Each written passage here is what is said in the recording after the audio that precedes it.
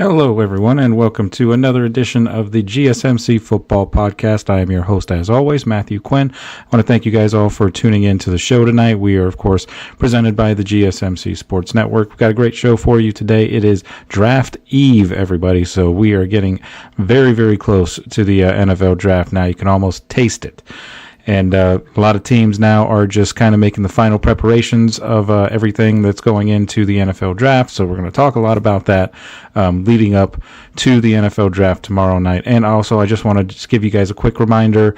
If you did not watch the show last night and you didn't catch my announcement last night, I will myself and host of the Down by Sports or Down by Contact Sports show on the GSMC Sports Network as well. Jeremy Lapidus, he will be joining me, and we will be doing a live draft, a live watch along of the draft tomorrow night, starting at 7:30. So definitely come in and hang out with us, and we're going to be talking all things NFL draft, going through all of the picks, making our predictions as to, who we think is going to go next and things like that. So definitely keep an eye out for that. That's going to be a really fun show. We're going to be there for the entire draft, so it's going to be a long show.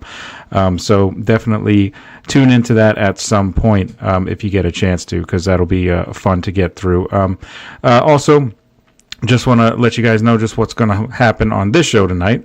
We are going to be talking about our first couple segments are just going to be top players that are going to be going in the NFL draft and where they might go, whether that be first round, second round, or, whatever the case. We're going to be starting with quarterbacks in the first segment, and then we'll be branching out to running backs and defensive tackles.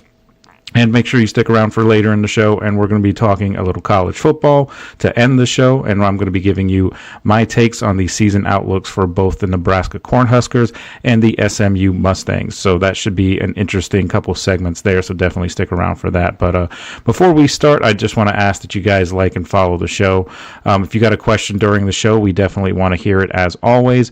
If you want to go ahead and contribute to the show in that way, you can definitely hit up the super chat button, and your input is always a big part of this show, and we thrive on your energy and your insights. And whether it's a quick comment that you just want to make, or a thoughtful question that you might have, or just maybe it's just an opinion that you want to share, don't hesitate to drop it in the chat. Now, if you want to make absolutely sure that your message stands out and gets featured on this show, there's an easy way to do that. Like I said before, just use the super chat feature. Just click the $ at the bottom of the chat box to send in your super chat. This guarantees that your message gets on the air, and it's also a great way to support the channel. We rely on your support to keep bringing you all that sports content that you love, and we appreciate all of the support that you guys give us. So go ahead and let us know what you're thinking. Hit that super chat button. Let's keep this show fun and exciting. And if you prefer, you can always go to the website as well, gsmcsports.net, to tip, donate, and leave a comment or a question there. Couldn't do what we do without you guys and your amazing support, and we're thankful to have you as part of our community. So once again, that website, if you want to go there, is gsmcsports.net. If you want to tip, donate, or just leave a question or a comment right there. So let's go ahead and get into the meat of the show here. We're going to be talking very, very draft heavy on this show. And of course, tomorrow's show is the big show, with the NFL draft. But I wanted to start this show by just talking about quarterbacks, obviously the most popular and polarizing position in all of football.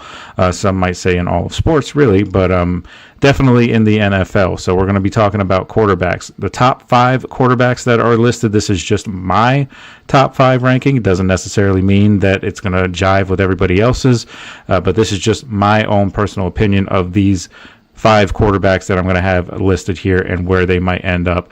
And the first one is pretty obvious. We talked a little bit about this last night when we were talking our mock draft and things like that. But top 5 quarterback, number 1 on the list, of course, is Cam Ward. He is the highest prospect of the entire quarterback class as far as most talented quarterback.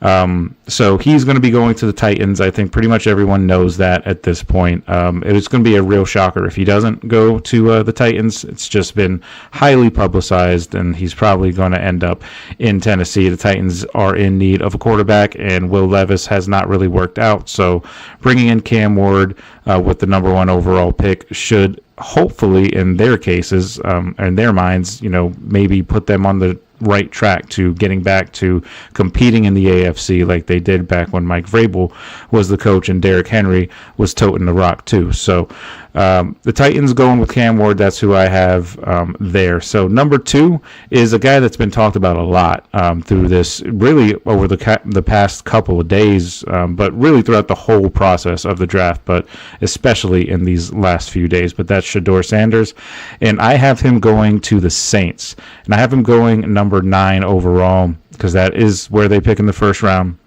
I don't think Shedeur Sanders falls past that point. I know there was talk that he could potentially fall to 21 where the Steelers are picking. I don't think he falls that far. I think the Saints grab him at number 9. I know the Saints are also very enamored with Jackson Dart out of Ole Miss as well. So that could be an option for the Saints, but I typically like Shedeur Sanders there. I think he fits what they're trying to do there. And with the questions surrounding Derek Carr and his injury, that kind of opens up the hole possibly there at quarterback, because they don't know how much they can count or if they can count on Derek Carr going forward even past this year. So they need to start thinking about what they're going to do at that position. So I like Shedeur Sanders to go to the Saints, and Kellen Moore, the new head coach there coming over from Philadelphia, being the offensive coordinator there where they won the Super Bowl. And he was the last head coach to get hired in this whole hiring cycle. There was a lot of talk that many teams or many coaches didn't necessarily want to go to the Saints because it wasn't a great situation. They were in cap hell. They didn't have a lot of money to play with. They didn't have a lot of talent on their roster.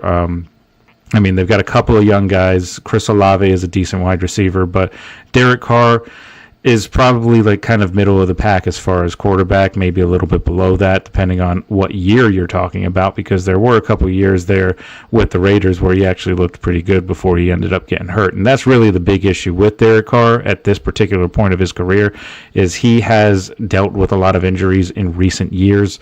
So the Saints could be a little bit wary of that, because that's the whole reason that there's questions, is he's hurt again. He's got a shoulder injury that he may need to have surgery on.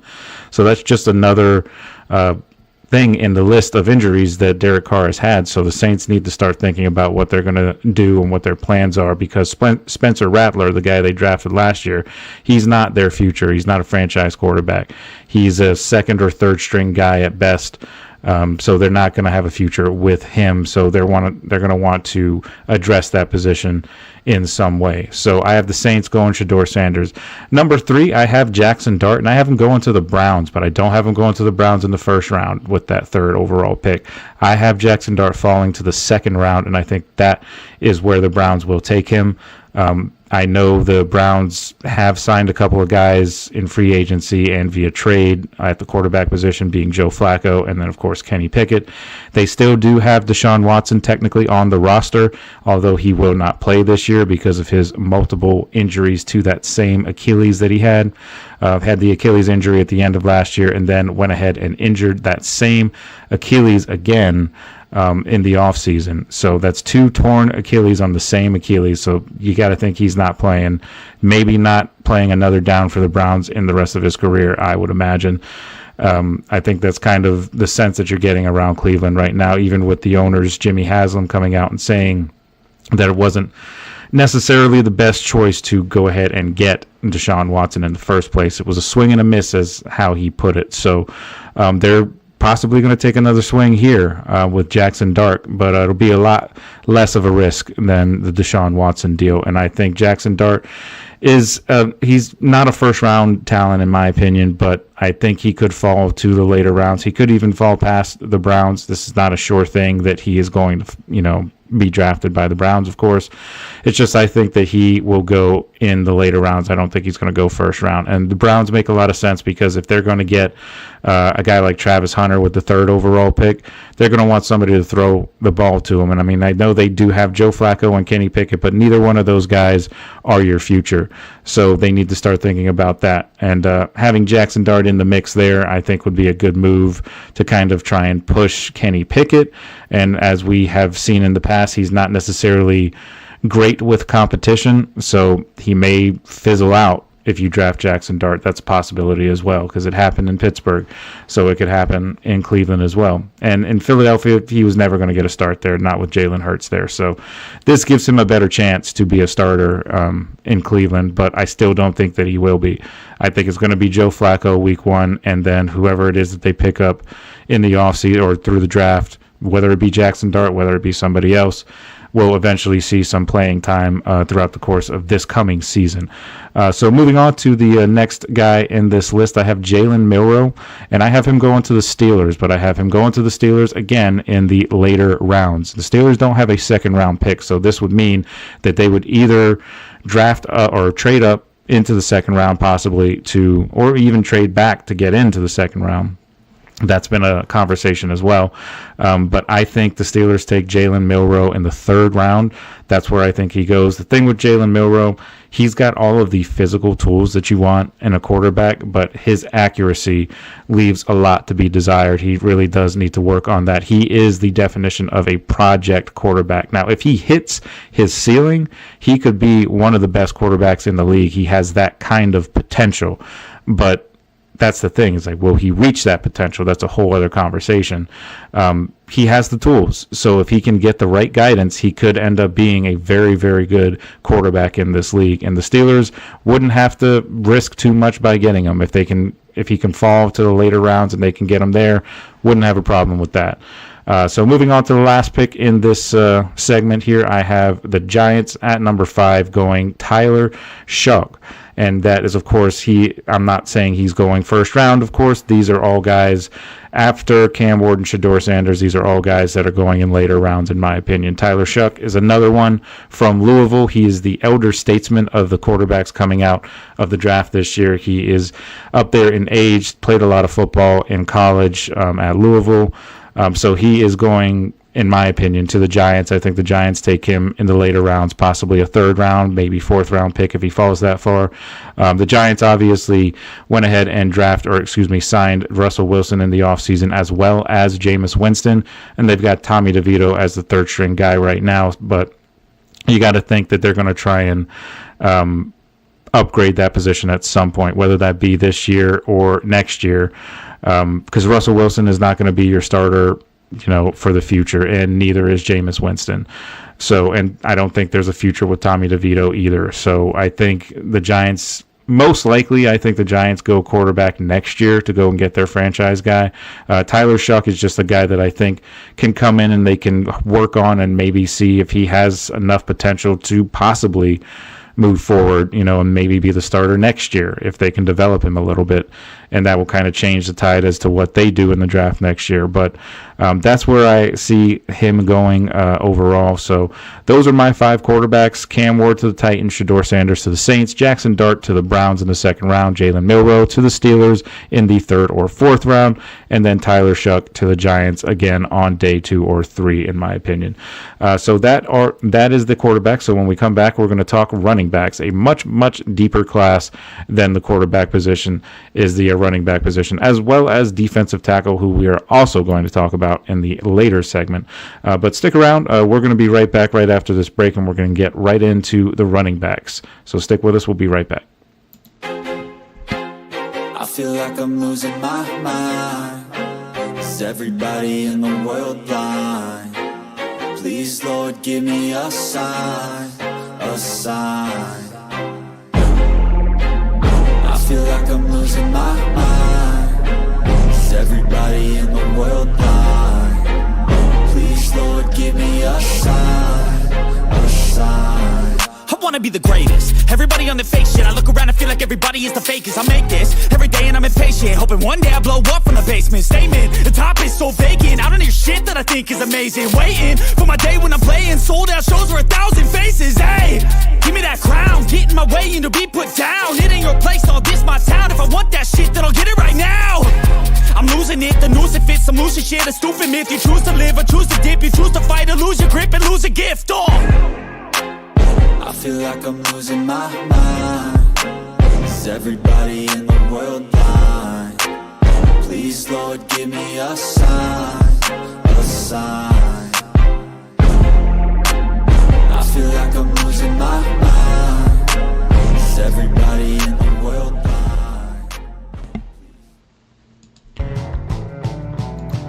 All right, guys, welcome back to the show. We're going to dive on into our second segment of the show, and we're going to be talking about running backs. But before we do that, I do want to just give you guys a quick reminder that if you have a question or a comment or anything that you want to add to the show, definitely go ahead and hit up the super chat box. Go to GSMCsports.net as well if you want to tip, donate, or leave a question or a comment there. Otherwise, hit up the super chat button and list your question or your comment there, and then we'll get to it as soon as I see it. So that is, once again, the GSMCsports.net if you want to tip, donate, or leave a question or a comment, and then the super chat here on YouTube. So let's go ahead and get into the next part of our show here. We're going to be talking about running backs, a very, very hot class right here. There's a lot of really, really talented running backs that can go. And again, these are my top 5 running backs. I could very easily make the argument that a lot of other guys belong on this list as well. But for the most part, this is what I think in terms of quality of running backs. Number 1, not really any surprise to anybody, Ashton Jeanty is the top running back in this class. I have him going to the Las Vegas Raiders. I know there has been talk in recent days that the Giants, Patriots, and possibly even the Browns, one of those teams could be moving around in the draft, in the top half of the draft, possibly to get Ashton Jeanty. I know the Patriots have been linked to him a little bit there, and the Browns and Giants have both recently been in talks about possibly moving down in the draft. So we'll see what happens with that. But I have Ashton Jeanty going to the Raiders. I just think it's a better fit. The Raiders are in desperate need of a franchise game-changing type of running back, as they have severely lacked in that regard since losing Josh Jacobs to the Packers. So they need to upgrade that position in the worst way, with Alexander Mattison being their main running back last year and him only getting about 400 yards rushing while also leading the team in rushing. You definitely need some improvement at that position, especially with last year being such of a renaissance in running backs, with Saquon Barkley having a tremendous year, and then Derrick Henry also having a great year, and then Josh Jacobs also having a great year in Green Bay. So there was a lot of very, very good running backs last year that really made a case for why running back is still a very important position on the football field. And I don't think that has really changed, at least in my mind. I think as your offense goes, the way they say, the quarterback goes, or the team goes as far as the quarterback will take them. But you can kind of make that argument with the running back as well, because the running backs do a tremendous job helping those quarterbacks by, taking some pressure off of them, being able to eat up chunks of yardage and keep drives going, wearing down defenses and things like that. Running backs are very, very valuable, and I think last year proved that with the emergence of Saquon in Philly and then Derrick Henry in Baltimore, most notably, as those two running backs were, back and forth as to who was the best running back in the league throughout the course of the year. And then it ultimately ended up being Saquon Barkley, who had all the records and all the accolades and was just absolutely tremendous for the Philadelphia Eagles last year. So the Raiders are hoping that they get the same type of production out of Ashton Jeanty if they were to go ahead and draft him here. And I think he can absolutely bring that to the Raiders. Ashton Jeanty was tremendous in college with Boise State. So he needs to be able to translate that into the NFL, of course, which is, a lot easier said than done. But he has the talent to be able to do it. He's been impressive every step of the way in this whole offseason program here. So I think the Raiders will be very, very happy to take Ashton Jeanty. Now, if he goes earlier than that, then I think maybe the Raiders go offensive line or something like that. I think that kind of slightly changes their draft outlook, at least in the first round. But Ashton Jeanty to the Raiders is what I have. Now, the number 2 running back is Omarion Hampton, in my opinion. Now, as far as where he goes, I've kind of flip-flopped on this a few times over the course of this whole process. There were times that I had him going somewhere else. There were times I had him going to the Cowboys, which is where I have him going right here. It's where I think he's ultimately going to land in Dallas, because Dallas is another team that does need running backs. They did go ahead and get Javonte Williams from Denver in the offseason, but I don't think that he is a franchise running back. He kind of had sort of a mediocre year last year for Denver. He wasn't really what they wanted him to be. Is part of the reason why they were willing to let him go. So I think Amarian Hampton would be a big upgrade over what they currently have, because last year all they had was Rico Dowdle, and then of course they brought Ezekiel Elliott back towards the end of the year, but that was kind of, a wash. He didn't really do much. He didn't get a ton of playing time and was released before the season ended. So not much going on in the Cowboys running back room now. So I think Amarian Hampton will inject some life into that group. And if you remember a few years ago when when Dak Prescott first came into the league and the Cowboys were, having great regular seasons, and then, of course, we all, kind of laugh at their expense when they get to the playoffs. But throughout the course of the regular season, they were always a very, very good running team in those early years when they had Dak Prescott and Ezekiel Elliott both in their primes. And Dak, you can make the argument that he still kind of is in his prime, but Zeke kind of only had 1 or 2 years of prime years, and then he kind of fell off.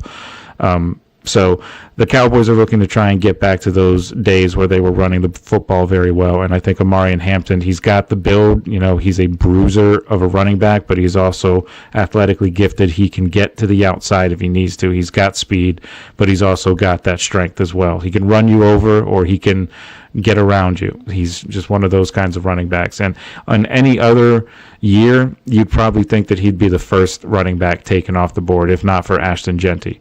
So the Cowboys would be getting a very, very good asset here if they were to get Amarian Hampton. So moving on, the number 3 running back I have is Travion Henderson, and I have him going to the Broncos. The Broncos are another team that needs running back right now, and Javonte Williams, as I previously mentioned, leaving for the Dallas Cowboys, that creates another hole for the Broncos. And the Broncos, of course, would love to trade up and get Ashton Genty, but that's going to cost way too much draft capital, as well as possibly some other, money or other maybe a player swap or something like that. It's going to cost a lot to be able to move up to that spot to take Ashton Genty. So I think for the Broncos, they go ahead and settle for Travion Henderson, which is weird even saying settle for him, because he was a 1,000-yard back at Ohio State who won the national championship last year. He was part of a running back duo that ended up getting over 2,000 for him, because he was a 1,000-yard back at Ohio State who won the national championship last year. He was part of a running back duo that ended up getting over 2,000 yards rushing last year, because Travion, I like Caleb Johnson for the Chicago Bears out of Iowa. Very bruising kind of running back as well, but I think that's a good for Iowa. Very bruising kind of running back as well, but I think that's a good fit for the Chicago Bears. Moving on, the last guy on this list I have is Dylan Sampson out of Tennessee, and I have him going to the Giants.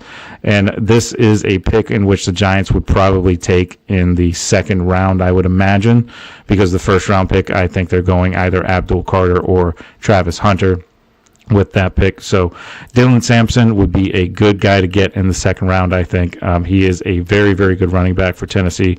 Like I said, this is a very, very deep running back class, so you could get a lot of really talented guys even in later rounds, because there's not every team in the NFL is in desperate need of a running back. So you could, by process of elimination, still get a very good running back in the second or third rounds. So Dylan Sampson, he would be a first-round pick if it wasn't for the year in which this class is. It's a very deep running back class, but in any other year, he'd probably be a first-round pick, I would imagine. He still might go first round. Who knows? He might not go to the Giants. He might go somewhere else, but this is where I have him right now, because the Giants, I think, and maybe Giants fans don't necessarily agree with me, but I think that the Giants still are, of course, they're still reeling over the Saquon thing, of course, but I feel like this could be a situation in which they could kind of rebound from that. It's a very, very deep running back class, as I've mentioned. So what better way to kind of almost sort of make up for your mistake in letting Saquon go by getting a feature back in the draft, one that you can get possibly in on a day 2, day 3 sort of pick and still be a quality starter for you. So if you're going to try and find a way to replace Saquon, this would be the year to do it, in my opinion. So maybe they go running back in the second round, possibly. That's just kind of where I'm at with it. Dylan Sampson would be a good option right there. But there are tons of other good running backs in this draft. Guys that I didn't even mention: Cam Scatterbo, DJ Giddens, Those kind of guys, they're all very, very good. Even Trevor Etienne coming out of Georgia, the brother of course, Travis Etienne, who plays for the Jacksonville Jaguars, but he's another running back that's also very good too. So there's a ton of running backs out there. I mentioned Judkins earlier, Quinshon Judkins. He's another option. It's just the list goes on and on seemingly when it comes to running backs. So those are the top 5 guys that I have in my mind, and that's where I think that they will go. Just review it one more time. Ashton Jeanty to the Raiders, Amarian Hampton to the Cowboys, Travion Henderson to the Broncos, Caleb Johnson to the Bears, and Dylan Sampson to the Giants. Another running back team, or running back needy team, that I did not mention here was the Pittsburgh Steelers. I do think they go running back at some point in this draft. I'm just not sure exactly where, to be quite honest, but I did want to just throw that in there too. Not just because I'm a Steelers fan, but, that's kind of most of the reason why I did that, but it's not all the reason why I did that. But there are a lot of good running backs out there, so, whoever gets these guys are going to have, quality players added to their roster no matter what. But those are the running backs. So when we come back, we're going to dive into another very deep draft class, and that is defensive tackle. And there are a lot of guys there that could be picked up in the later rounds that are still first-round type talents. So we'll get into all that. But stick with us. We're going to just take another quick break. When we come back, we're going to talk defensive tackles. Looking for your daily fix of sports talk without having to pay for it? GSMC Sports Network is available on YouTube. Just search GSMC Sports Network. Get your fix of daily sports talk shows on YouTube, absolutely free. NFL, college football, NBA, MLB, MMA, UFC, fantasy football, and so much more. GSMC Sports Network has shows running all day long, with new sports shows starting every 2 hours. Just like on your favorite cable sports channel, except GSMC Sports Network is absolutely free. Just search GSMC Sports Network on YouTube to catch one of your new favorite shows, like the GSMC College Football Podcast, Chip Shot Football Podcast, Hoops and Heels Women's Sports Podcast, GSMC Basketball Podcast, and so many more. Check it out for yourself. GSMC Sports Network, now available on YouTube absolutely free. Search GSMC Sports Network on YouTube right now. All right, guys, welcome back to the show here. We're going to get right on into our third segment of the show. We're going to talk about some defensive tackles, my top 5 defensive tackles that are available in this draft and where I think they might go. And, of course, as in previous segments that we mentioned, these are, not all necessarily going to be guys that are drafted in the first round, although all 5 of these guys absolutely could go in the first round because they are that talented. But this is just where I think that they will eventually go at some point, whether it's first round, second round, third round, whatever the case. But to be fair, I don't think there's any third round guys on this list. Not even guys that are going to fall that far anyway. So let's get right into the list. Number 1 is, of course, the top defensive tackle in this class, and that is Mason Graham, and that's coming out of Michigan. And I have talked about him in previous shows before about him being the top defensive tackle in the draft class. I have him going to the Jacksonville Jaguars. The Jaguars are also one of those teams that were in the conversations of possibly wanting Ashton Jeanty, and they happened to pick right before the Las Vegas Raiders at number 5. So they could be a player in the Ashton Jeanty game. So I definitely want to just throw that out there. But the Jags, Las Vegas Raiders at number 5. So they could be a player in the Ashton Jeanty game. So I definitely want to just throw that out. They have 2 decent running backs. Were there big need? Want to shore up that defense, get back to the Saxonville era that they had a few years ago when they had a loaded defense, very good secondary players, very good pass rushers, and just an overall great defense that those particular years. So they want to get back into that realm, I guess, is, for lack of a better term. But they got a whole new head coach, a whole new system that they're going to be implementing. Of course, with Liam Cohen coming over from Tampa Bay, being the offensive coordinator there. He's now the head coach in Jacksonville after kind of a weird situation that kind of ended up with him being hired there. We've talked about that, so I won't get into that. But Mason Graham to the Jags, I think, is a good pick, a good fit for the Jags. He is the best defensive tackle in this draft class coming out of Michigan. There's a lot of guys on that Michigan defense that should be coming out in the first round, in my opinion. One of those particular guys are actually on this list here, outside of Mason Graham anyway. But Mason Graham to the Jags, I think, makes a lot of sense for them, and it would definitely fill a need for them. So I have Mason Graham going to the Jags. Number 2, I have Derek Harmon coming out of Oregon, and I have him going to the Steelers. This is the pick that I think the Steelers will make.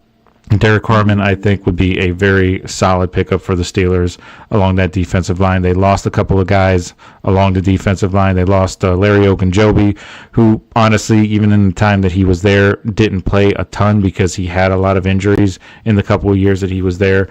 He also had a lot of injuries when he was in Cincinnati as well, and as well as Cleveland. He kind of bounced around the AFC North before ultimately landing with the Steelers.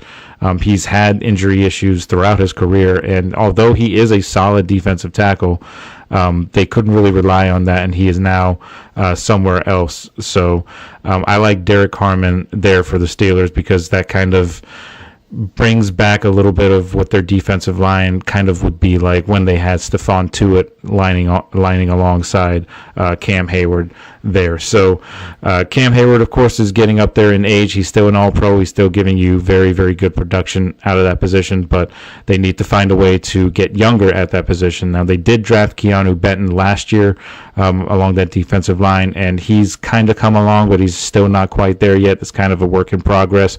He has all the physical gifts that you would need to be that kind of a player, but they still need to get younger at that position. And, you can't rely on hoping that this guy will finally turn into another Cam Hayward. So you got to go and get younger at that position. And Derek Harmon, I think, would be a nice pairing alongside Cam Hayward. And who better to learn from than a future Hall of Famer like Cam Hayward is. So that's where I have him going. So number 3, I have Walter Nolan, and I have him going to the 49ers. And 49ers, they need some help along that defensive line. They lost a lot of guys in free defense, not just the defensive line, but they lost Javon Hargrave along the defensive line. They lost some guys in the secondary as well, and some guys on offense as well. So they've got a lot of holes that they need to fill, but I still think the 49ers are a pretty solid team overall anyway. But I think Walter Nolan would fit in that defense pretty well. You pair him with a guy like Joey Bosa, and then, of course, Fred Warner on the linebacker position. That could make for very formidable defense once again, like they have typically been under this whole era where they've been going to NFC championship games or Super Bowls, although still not actually ever coming out on top of those Super Bowl games, but they have been right in the mix. Usually it's either they are in the mix or they're injured all to hell and then they miss the playoffs. That's kind of the whole balance of the 49ers in recent years. That's just kind of where they've been. Either they're hurt or they're injured. So, we'll see what the 49ers decide to do, but I like Walter Nolan there out of Ole Miss. Coming for the 49ers. So moving on, I have Kenneth Grant. That was the other guy I was talking about from Michigan. Another guy along that defensive line that is a first-round talent and is a very, very good player. And I have him going to the Chiefs. And the Chiefs pick, of course, number 31 overall. They're looking to try and get some depth alongside Chris Jones on that defense. The defense was very, very good last year overall. So adding a guy like Kenneth Grant to that lineup will make them that much more formidable. The Chiefs do need some help in other areas, of course, but when you're picking at kind of this spot in the draft like they are, number 31, you kind of start to think about maybe going best player available and not necessarily need. Although that is a factor that you have to, think about when making the kind of decision like this. But best player available in the Chiefs' mind at that point would probably be Kenneth Grant because that also addresses a need, and he would probably be the best player available at that time. So I like Kenneth Grant from Michigan going to the Chiefs. The final pick that I have on this segment, I have the Eagles selecting defensive tackle Tyleik Williams, and the Eagles are no stranger to picking up defensive tackles, defensive linemen in general. Take a look at just even last year. I mean, they commit so much draft capital to their defense, and it's no wonder because their defense is very, very good. Take a look at last year what they did. They went and they got 2 rookie corners, and both of those guys ended up getting significant playing time and made that secondary even better than they already were.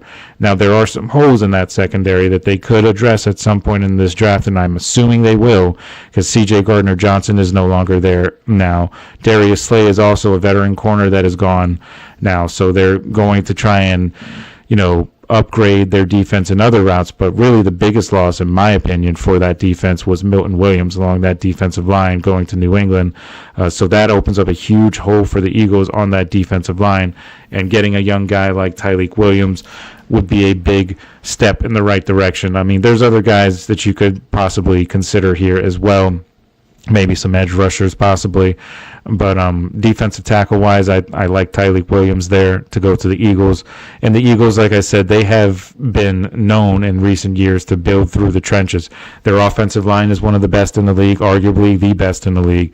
And their defense always starts along the defensive line. And that Super Bowl against the Kansas City Chiefs, they didn't blitz really at all. They sent 4 every single time, and they just absolutely harassed Patrick Mahomes because they are that talented up front, and they know how to develop their young guys. I mean, they've got a very, very good defensive coordinator in Vic Fangio. So there's tons of talent along that entire coaching staff as well as the entire defense as a whole. I don't think the Eagles are like the guys that they lost because they have that much depth on that how to develop their young guys. I mean, they made that whole as it is. So right now, that's where I have the Eagles going. So moving on, when we come back, that's actually it for that segment.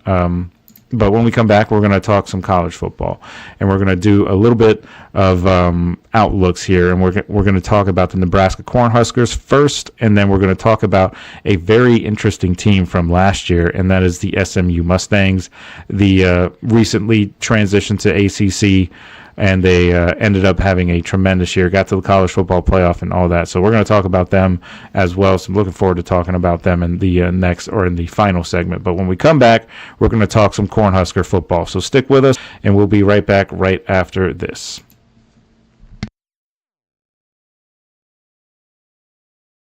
For the best and latest podcasts available anywhere, go to the podcast app on your cell phone and type in GSMC. To access free content-rich podcasts on health and wellness, book reviews, sports, entertainment, relationships, social media, movies, technology, finance, and even weird news. Subscribe and download the GSMC Podcast Network's family of shows, available everywhere podcasts are found.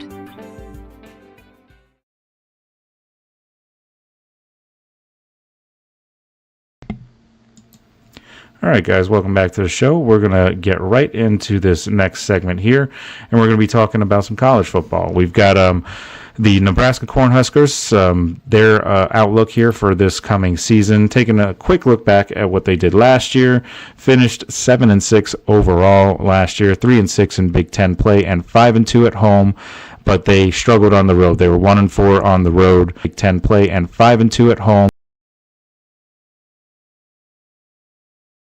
Was a big factor in the record that they ended up having. Head coach Matt Rule brought in some offense in the middle of last year. He brought in now assistant coach Dana Holgerson to kind of run the offense a little bit. So he is going into his first full off season as the assistant coach / offensive coordinator for Nebraska. Taking a look at their offense as a whole, of course, their projected starter is not really much of a surprise. It's Dylan Raiola, the starter from last year. Last year, he went on to set records at Nebraska for a freshman, including passing yards for a freshman at 2,819 yards and freshman completion percentage at 67.1%. So he was solid, not quite where you want him to be, but he was a freshman at the same time, so you can't really fault him too much for some of his, drawbacks. But hopefully he improves this coming season. But he led the country last year in completion percentage among freshmen and was third in passing yards by a freshman in all of college football. So so that's kind of where Nebraska were last year at the quarterback position. Just real quick, just to respond to the comment here from Eric, Ashton Jeanty to New England. I could totally see that happening. I have talked about the Raiders, obviously. Picking him up, it seems like the most likely thing to happen, but I know earlier in the whole process here, the Patriots were possibly hoping that they could land a guy like Travis Hunter. Don't think that that's a possibility now. And of course, they went ahead and they got Stephon Diggs at the wide receiver position. I still think that they might go wide receiver, though, instead of Ashton Jeanty. But who knows? I mean, if Ashton Jeanty is available and there's no reason to think that he won't be at number 4, then New England could absolutely grab him, because you take a look at a guy like Mike Vrabel, who ran a very, run-heavy offense when he was in Tennessee with Derrick Henry and all that. It could be a good fit. So I would agree with the Patriots taking Jeanty if they were able to do so. So that's an interesting kind of conversation to have as well. But getting back into Nebraska here, their projected backup, as we're talking about their quarterbacks, Dylan Raiola, of course, is going to be the starter. The backup is slated as Jalen Gramstad right now. So that's kind of where they stand at quarterback. At the running back position, the projected starter is Emmett Johnson. Last season, he had 908 all-purpose yards, included 598 rushing yards and 286 receiving yards. His 39 catches that he had last year were the most by a Nebraska running back since 2007, and that was back when Marlon Lucky had 75 for the Nebraska Cornhuskers. But he started 5 games, but ended up playing in all 13, so he wasn't the consistent starter. But it was really after Dana Holgorsen was brought in throughout the course of the year that he really started to kind of take a jump and really started to set his foot as being that premier back for Nebraska. So Johnson, by far the most complete back on Nebraska's roster, and he, I'm sure, probably knows it. But Mekhi Nelson, Quentin Ives are both guys that are possibly going to be backups as well. So just a quick thing here. I don't want to ignore the comments or anything, but Eric just responding. Stevenson, he is a little injury prone, so having a guy like Ashton Jeanty, who hasn't really had any injury issues at least at Boise State anyway, that would be a pretty solid pickup. He's pretty durable for the most part. Got a lot of workload too in college football, and he was still able to kind of power through it and be very effective. But Vrabel used to having Derrick Henry in Tennessee, of course, and he definitely did. He tailor-made his offensive strategy around that, so he could absolutely do that with Jeanty, and that's kind of what I was, mentioning beforehand. I think it really does fit if they were able to get it. It wouldn't surprise me if they drafted Ashton Jeanty. It's just the whole conversation this whole offseason has been the Raiders going ahead and getting Ashton Jeanty overall. But Dallas, I don't think Dallas trades up to get Jeanty. I just don't trust Jerry Jones. I feel like he's just going to just stand pat and just take whoever's there. But that's just my opinion. But moving back into Nebraska here, with the projected backups for the running back position, Mekhi Nelson, Quentin Ives, most likely going to be your backups there. Nelson came in as a he could possibly end up being the steal of the recruiting classes if he ends up being as good as they think that he's going to be. So we'll have to see. But on the other hand, you have Quentin Ives there too. He's a name that you have to definitely keep an eye on. We've been hearing about him when it comes to Nebraska anyway. So he's kind of the next up-and-comer. He was a recruit in the 2023 class, and he was a 3-star recruit. So there are 2 different types of running backs, though. But Mekhi Nelson is much smaller, at 6 foot even, 185 pounds. So he's, more shifty of a running back. But Quentin Ives is more of the bruiser, 6'3", 210 pounds, big-bodied running back. So there's options there. So it'll be interesting to see what they decide to do at the running at 6 foot even, 185 pounds. So he's, more shifty of a running back, but 200. So there's options to do some guys like Dane Key, Ja'Cory Barney Jr., and Janiran Bonner, all three of those guys potentially being contributors for that offense. Dane Key is probably going to be your main number one receiver. He is the senior on this group, and he followed his wide receiver coach, the new wide receiver coach, Da'Keil Shorts, who came over from Kentucky. He followed him over here. So I would consider Dane Key most likely going to be the for sure starters, along with Ja'Cory Barney for this Nebraska offense. And while at Kentucky, Dane Key caught 126 passes for 1,800 yards and 14 touchdowns in the 3 seasons that he was there.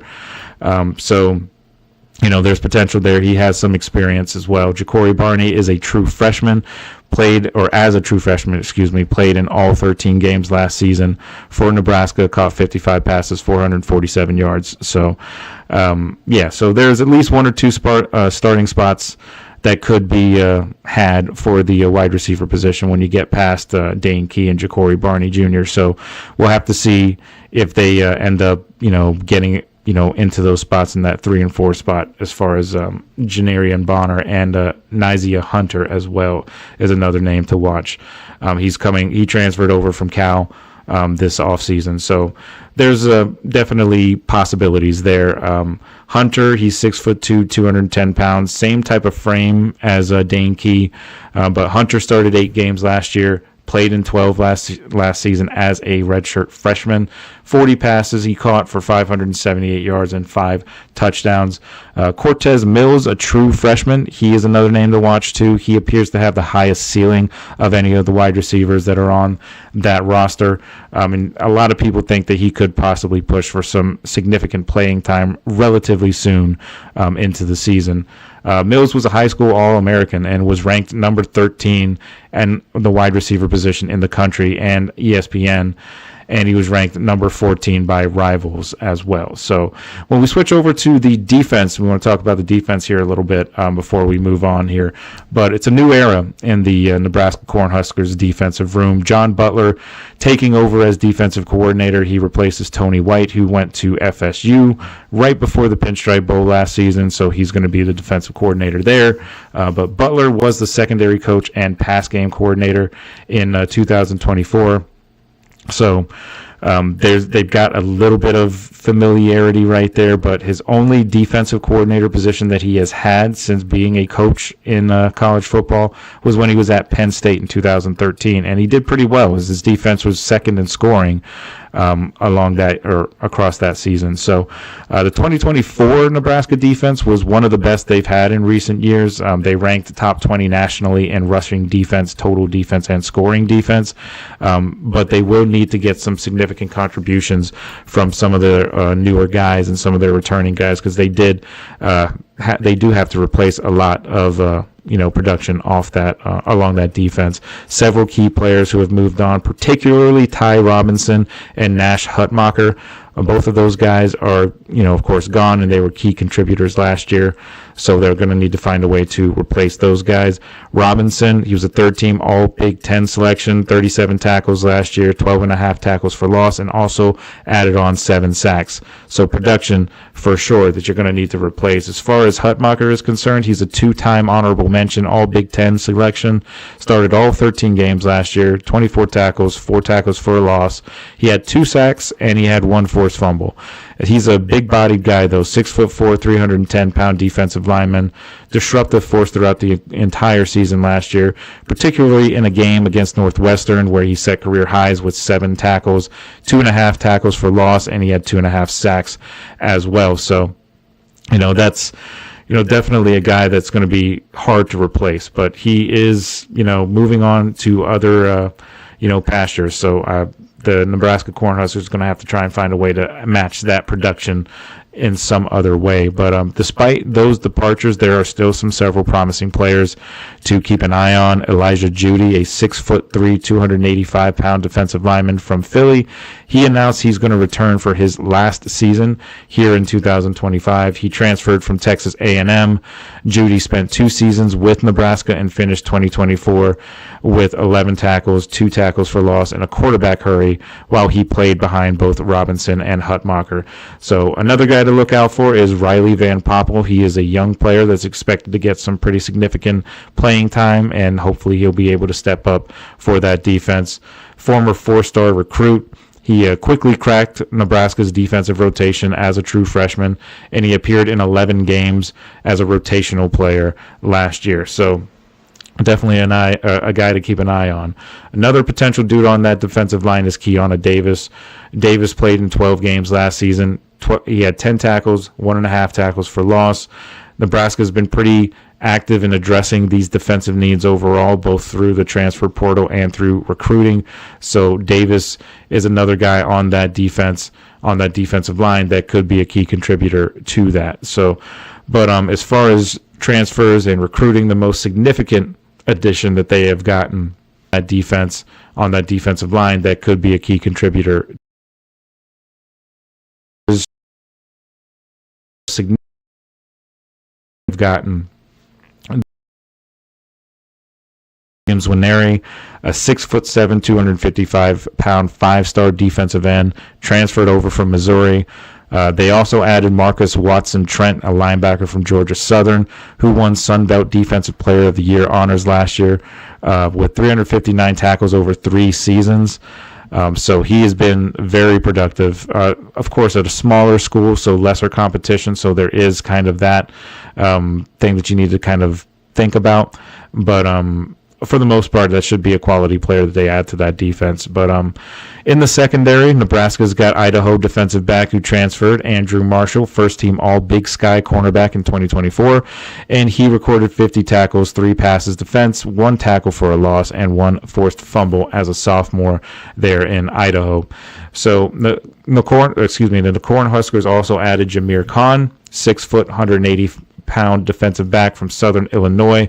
He spent 2 seasons with Southern Illinois, totaling 68 tackles, 4.5 tackles for loss, and 9 pass breakups, with the 1 forced fumble and 1 fumble recovery. So there's a lot of promising players on that defense for Nebraska. So it should result in a pretty interesting year. Last year, of course, going 7-6. I could see them getting up to about maybe possibly 8 or 9 wins this year. Could be in the conversation for a college football playoff appearance, but I don't think they do actually get in. I think they come up just short. 9 wins is still a pretty solid response to a 7-win season, as they're still trying to build up that team. And Dylan Raiola is still trying to come into his own as a quarterback as well. So a lot of promise there for Nebraska, but they're trying to get back to the days that they were when they were in the 90s, when they were winning national championships, or at least competing for them, in their big rivalry that they had with Florida for a couple of years there. But they were very good back then. I remember watching those games. It was always Nebraska and Florida, really, it seemed like. But yeah, so they're still trying to get back to that. They haven't reached even close to as good as they were back then since then. So they're still trying to get back to that, and maybe this is a step in the right direction for them doing it. But they're still not college football playoff material in my mind, but they can be if they continue to go in the right direction here. So when we come back, we're going to talk a little bit about some more college football, but we're going to talk a little bit about SMU, one of the more intriguing teams from last year, and they kind of came out of nowhere in the ACC to kind of stun a lot of people and had a tremendous year. So we're going to talk about them when we come back here. So stick with us, and we'll be right back right after this break.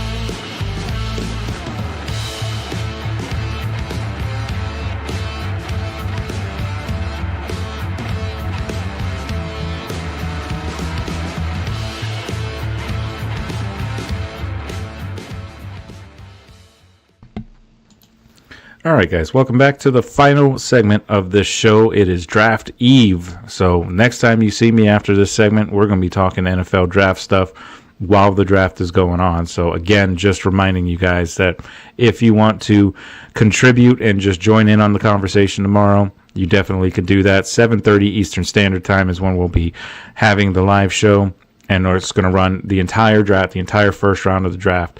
So definitely keep an eye out for that. It's going to be a long show, but it's going to be a fun one. So I'm looking forward to that. But let's get into SMU because they have some very intriguing things about them this coming season. Last year, just take a quick, time in the time machine here and just go back here to the 2024 season. Head coach Rhett Lashley enters his fourth season this year with SMU, growing some pretty good national recognition from what he was able to do on offense for that team last year. Last year, speaking of the offense, very balanced attack that they had, 261.9 passing yards per game, 167.6 rushing yards per game, and they were very adaptable. Rhett Lashley was very adaptable with his personnel. Last year, of course, they transitioned from the American Athletic Conference, the AAC, to the Atlantic Coast Conference, better known as the ACC. They made their first appearance in a Power 4 conference. They had a pretty strong record overall last year, 11-3, 8-0 in the conference and in the ACC, and they also got to the college football playoff.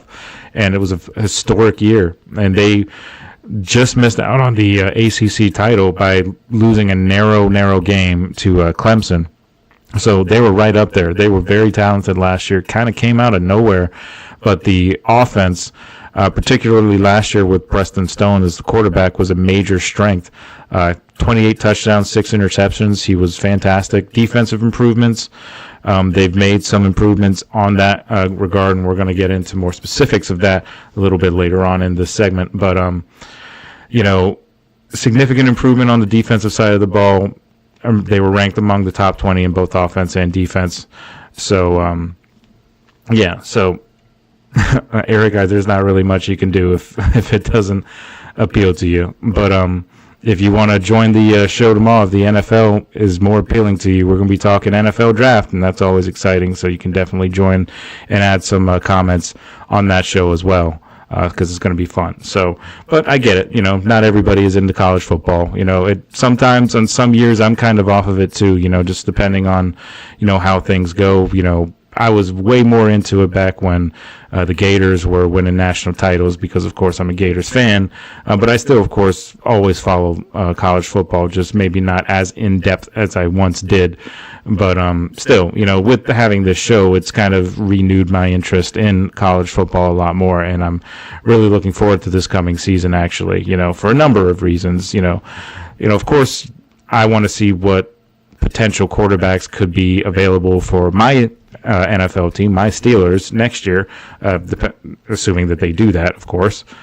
But so let's I'm sorry, just got kind of sidetracked there. Let's go ahead and get back into SMU. Last year, taking a look at what they did. They had a very, very good quarterback, like we said. Now this year, their attack revolves around quarterback Kevin Jennings, who had a pretty impressive statistical season last year in the conference, had 3,245 passing yards, 23 touchdowns, 12 interceptions, command of an offense that averaged just about 430 yards per game. He has a dual threat ability as well, kept defensive coordinators up at night a lot, I'm sure, because of how he was able to kind of make plays that were off schedule and things like that. So, but what makes SMU's quarterback situation even more enviable, I guess is the right word to say, is the addition of the transfer from Wisconsin, Tyler Van Dyke. He's got elite level insurance in case Jennings misses any kind of time. In the 2024 season, when he was a redshirt senior at Wisconsin, didn't play much. He was only in about 3 or 4 games before he had a season-ending injury, but in the time that he did play under Coach Fickle there at Wisconsin, he threw for 422 yards and a touchdown, was 43 of 68. In terms of his completion percentage, and then he had the season-ending injury, of course, after 5 passes in a game earlier this year. So Yeah, but the 2023, if you want some more further detail into what he did in 2023 season when he was at Miami, he saw 11 games of action and he started 10 games. Threw for a team high 2,700 yards, 19 touchdowns compared to 12 interceptions, and that was back in 2023, so obviously not the Cam Ward years or anything like that. But the transfer portal has been basically where SMU has made all of their noise so far. Yeah, but just to kind of continue on here in the comments, Eric comments again, thinks the Giants will pass on Shedeur, trade back, and draft Arch Manning next year because of Eli.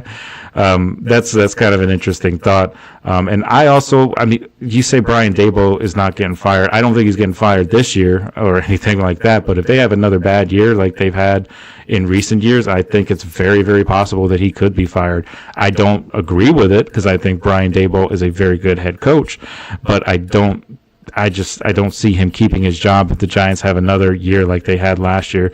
And I think kind of the whole Saquon thing kind of inflated how bad that year was, kind of made it look way worse.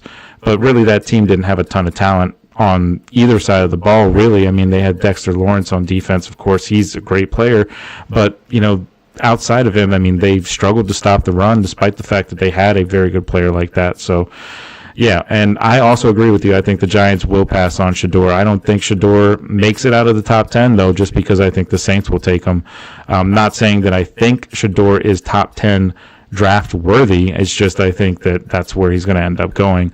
The Arch Manning thing, it's going to kind of depend on what he does this year, his first year as a starter at Texas.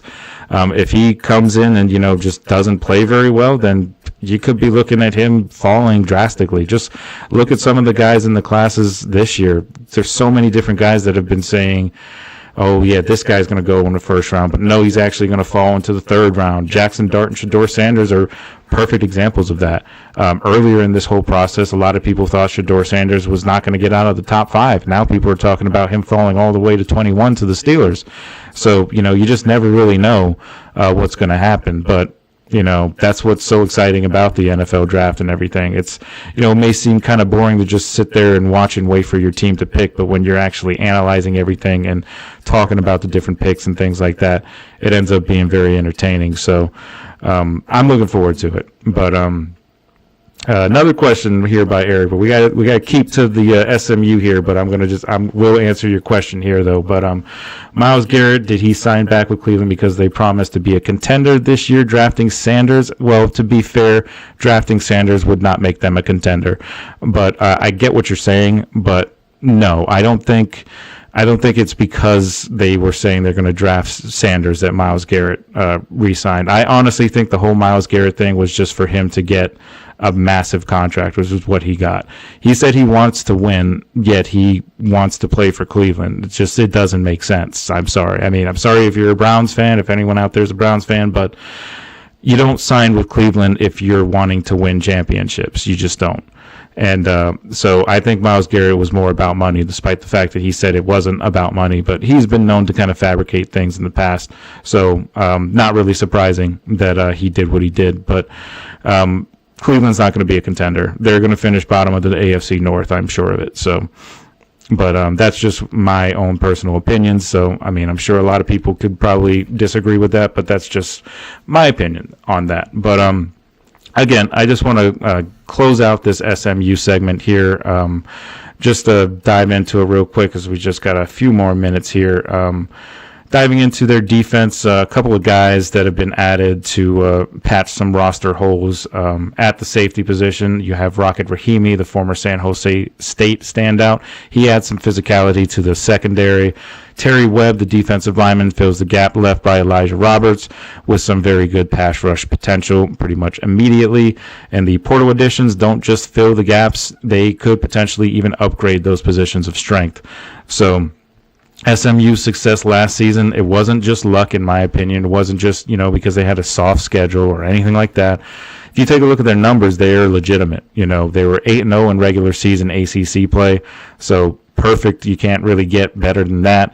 They had about 430 yards per game of total offense, held opponents to under 320 yards per game usually. reached the college football playoffs, of course, and lost just a nail biter to Clemson in the ACC championship game. But there are some areas that they still need to improve upon.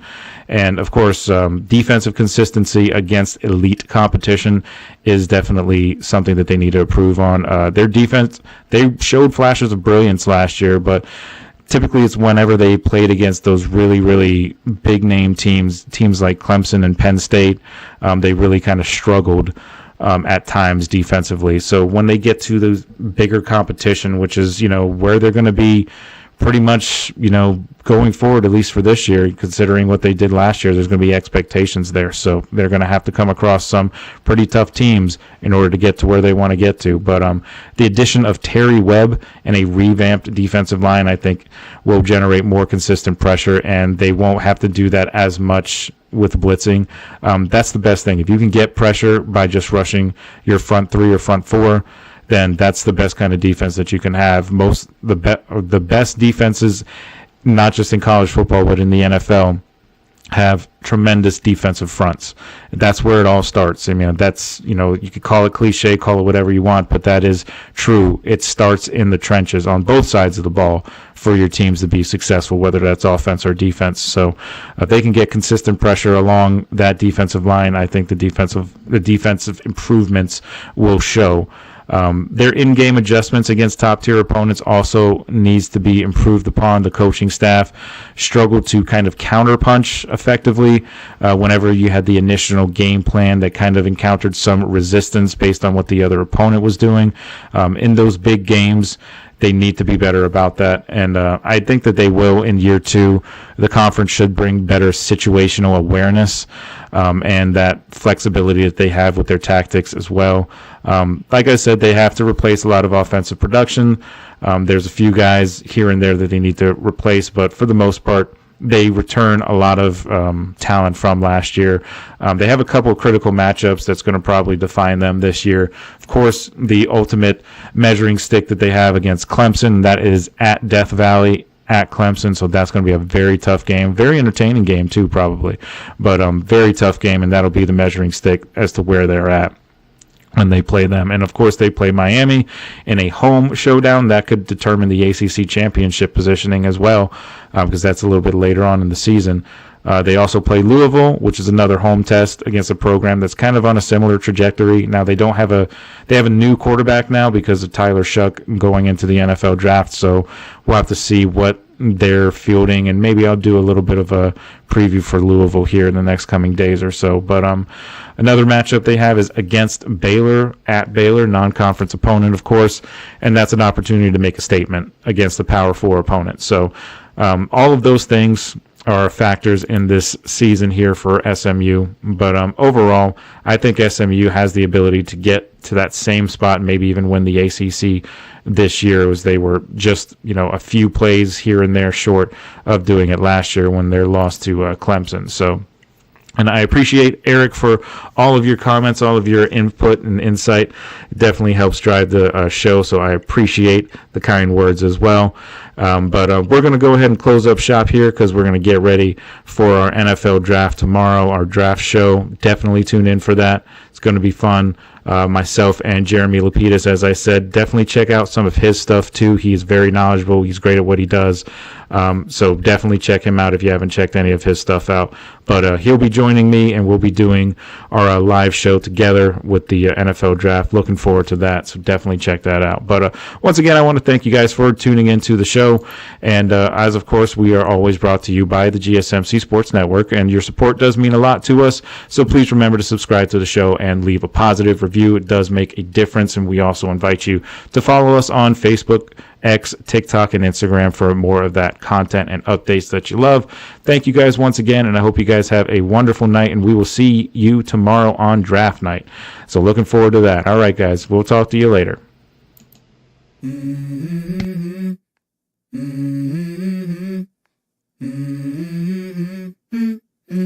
Let's go. I wake up to a little bit of drool on my pillow, feel like it's gonna be a bad day. Yeah, I'm tired of shit, and the coffee ain't hit yet, damn, ain't that great. I don't wanna go to